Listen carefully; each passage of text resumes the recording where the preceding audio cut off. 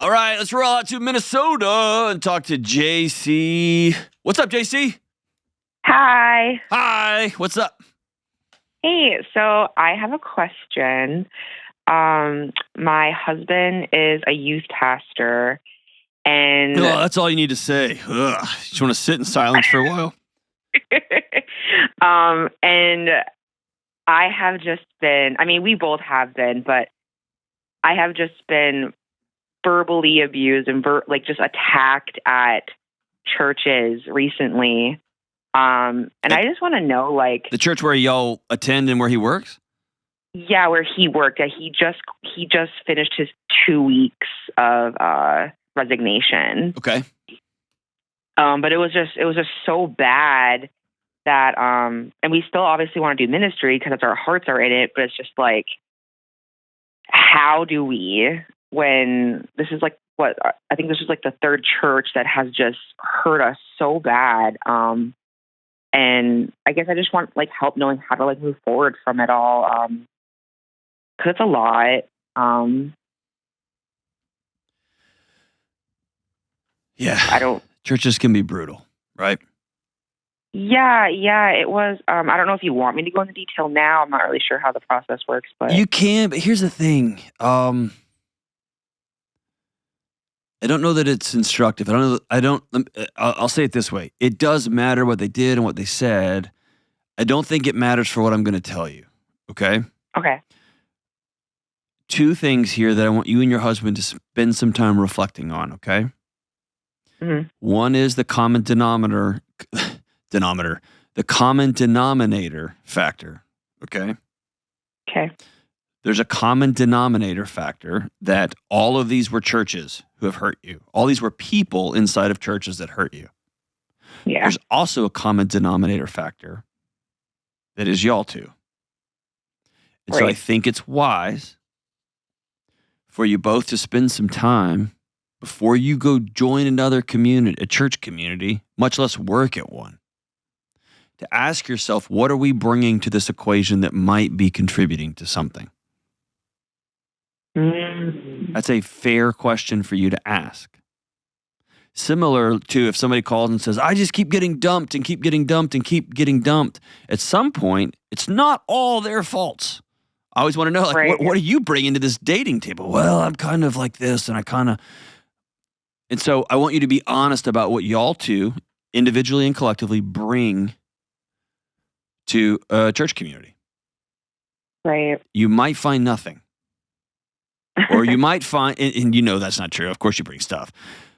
But also, you might just have to be honest that this particular heritage, this particular faith tradition isn't for us anymore. We've grown. We're over here. We keep going to the faith tradition that makes us the most comfortable, expecting them to be way down the road where we are now, and we get mad that they're not, and when we get mad, they get mad that we're mad. Whatever the story is.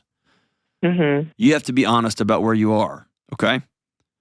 The second thing is, ministry does not have to be done at a full-time church. Ministry can be how you tip the waitress.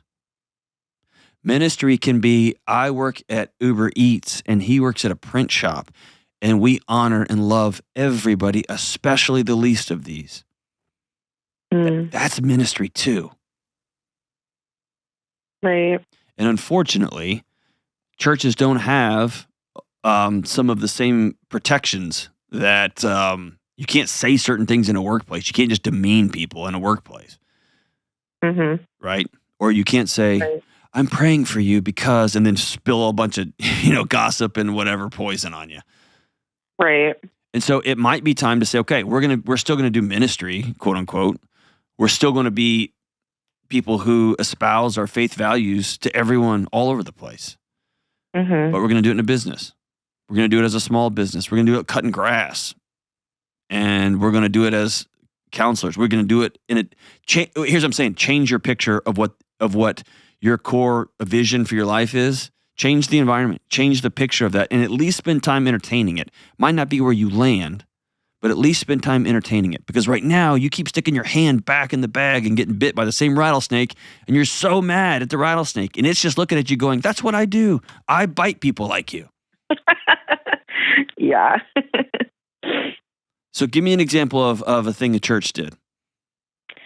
So the church my husband just left, I was an office manager there, and the church just let this one guy who wasn't even on staff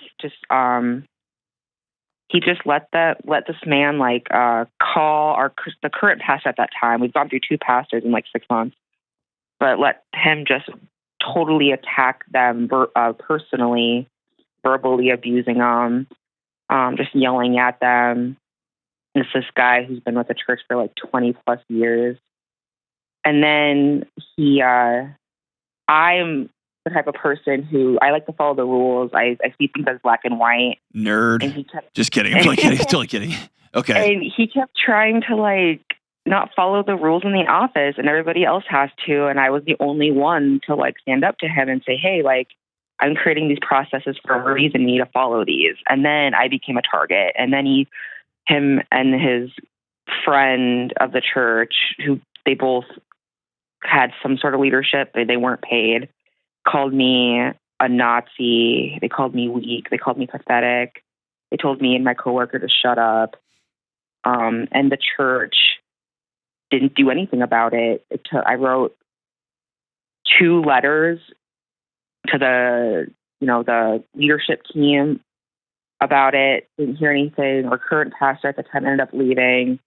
My husband, it was hard. He was in a really hard spot because he loved his youth group and wanted to keep working there. But he was in a very easy spot. If people at a work environment where me and my wife are both employed, if somebody's treating my wife like that, that doesn't end well for anybody. Yeah. And I will, as Jesus says, I'm going to dust my sandals off. And as the great Jay-Z says, I'm going to brush my shoulders off. I'm out. Bye, Felicia. We going. Yeah. You see what I'm saying? Yeah. And it's shameful. And by the way, that is happening at churches all across the country. It's happening in elementary schools and at school board meetings. 1 or 2 or 3 absolutely power-starved, maniacal idiots is ruining it for everybody. And until institutions like churches, like schools, like universities stand up and say, get out, what's going to happen is they're going to drive out every young, passionate person who is interested in caring about people, loving young people, loving old people, loving everybody, whether it's through an education, whether it's through public service, whether it's through their faith tradition. They're going to run them out because their leadership is cowards. Cowards. And I'm sorry that happened to you. Yeah, and the church ended up, they got a different interim pastor. Hold on. Oh, okay. You keep wanting to talk about your ex-boyfriend. You're married now. Oh. You're married now. You used to date somebody and you keep going to Facebook to see who they're with, even though you're married. Yeah. And then you heard he had a kid and you want to go find out what his kid looked like. Because at one point, a long time ago, you imagined yourself having kids with him. And I'll tell you, I wouldn't give that church another thought. Okay. They've showed you what they think of you. They've shown you what they think of love and accountability and justice and doing right by people. Yeah. And they've shown their cowardice by hiding behind 2 loudmouth morons who probably have nice checkbooks. Yeah. Or like to wield scripture like a sword instead of like a manual, like a narrative operating guide for how to love the least of these. Yeah. It says widows and orphans and hungry people, not you Nazi, right? Yeah. So, dude, if you went to a grocery store and every time you walked in, they were like, oh, here comes the Nazi witch, and they threw fruit at you, you would just leave. And you're like, they're nuts. Right. I want you to treat this situation the same. And maybe this is a time, and again, I'm just picking this out of the moon. Don't overthink this, okay? But maybe this is the time when you rethink, sit down and ask your husband, husband, I won't bite your head off. I'll be honest. I mean, I will. I just need some honest truth. Am I too overbearing about rules? Do I hide? Do they protect me? Do I hide? Do I hang on to them too tightly? And he might go in a flinching way. Yeah, right. Maybe this is that season. And maybe you tell him, hey, you hung on at that church too long. You broke my heart.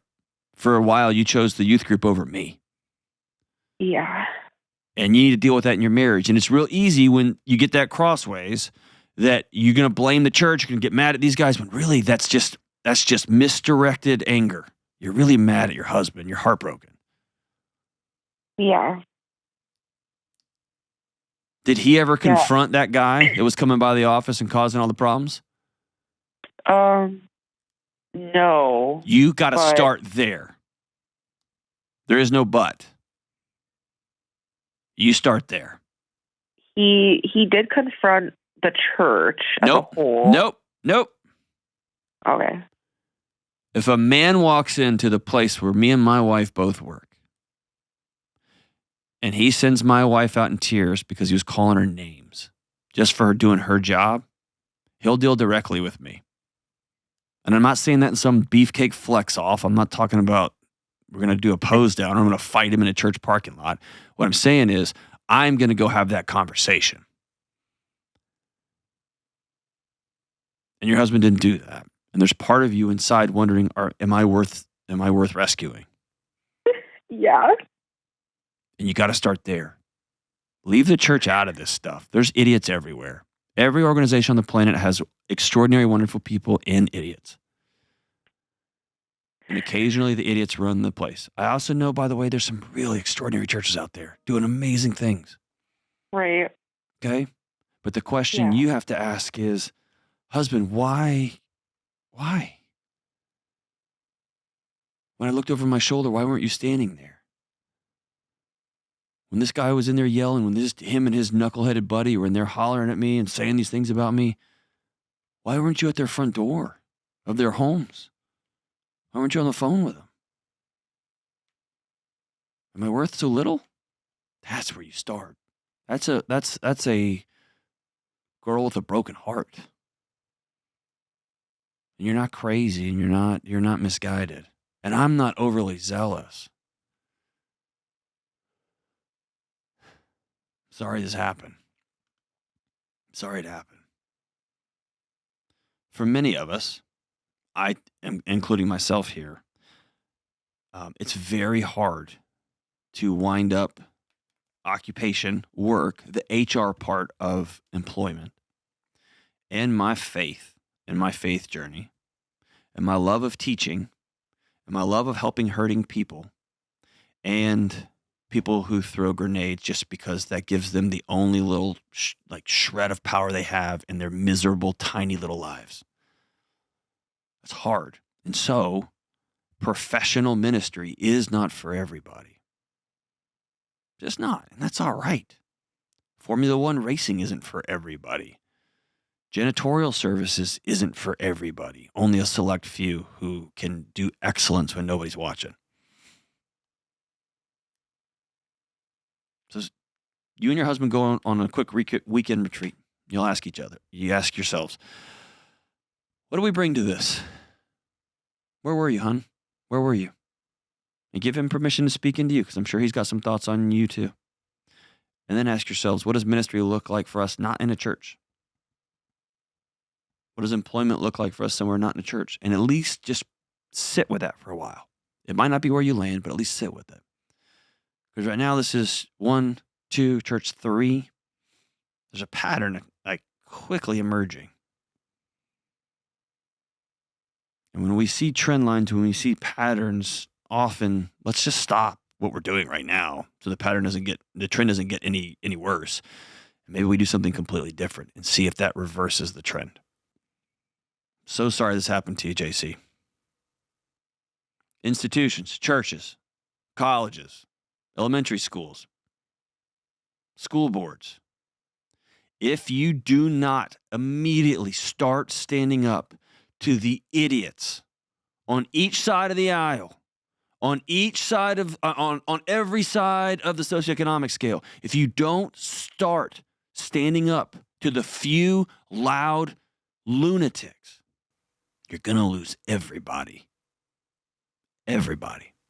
They're just going to take their ball and go home.